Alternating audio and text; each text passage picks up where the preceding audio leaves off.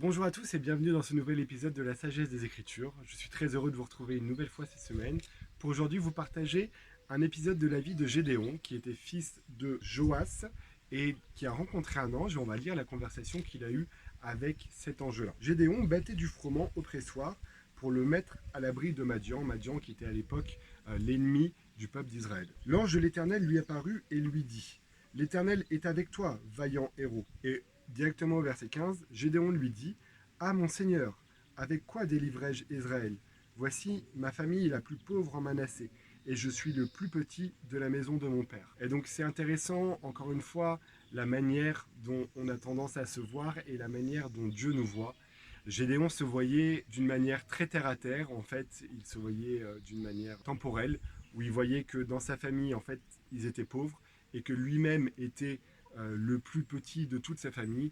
Et donc, pour lui, sa destinée était probablement de passer son temps à s'occuper du foin, à s'occuper de l'agriculture. Et ça aurait été sa petite vie, entre guillemets, tranquille. Mais Dieu avait d'autres plans pour Gédéon. Quand l'ange lui est apparu, il lui a dit « L'Éternel est avec toi, vaillant héros ». Et donc il y a un grand contraste entre Gédéon qui se voyait simple agriculteur et Dieu qui le voit en tant que délivreur d'Israël. Donc c'est la même chose pour nous aussi. Des fois on peut avoir une vision un peu restreinte de nos capacités, avoir une vision restreinte de notre potentiel, mais si on se tourne vers Dieu et qu'on cherche à connaître sa volonté, on verra qu'en fait Dieu il a des objectifs bien plus élevés que ceux qu'on pourrait avoir pour nous-mêmes.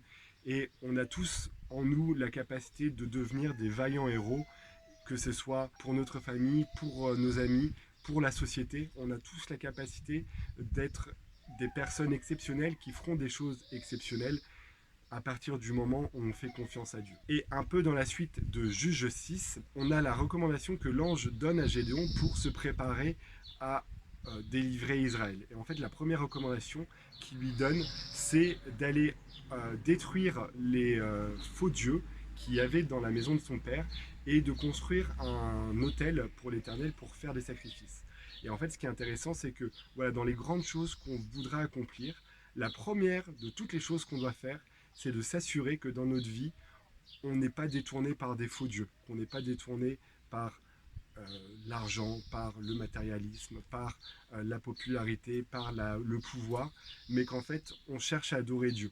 Et si on s'occupe de détruire ces faux dieux et de faire la place au vrai Dieu, et ben en fait, on aura notre capacité de devenir les vaillants héros que Dieu voulait nous faire devenir.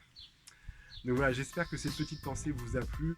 N'hésitez pas à la partager avec les personnes qui en ont besoin. N'hésitez pas même dans les commentaires à mettre comment votre vision de vous-même a changé quand vous êtes rapproché de Dieu. Et sur ce, je vous souhaite une très bonne semaine et je vous dis du coup à la semaine prochaine pour plus de sagesse grâce à Jésus-Christ.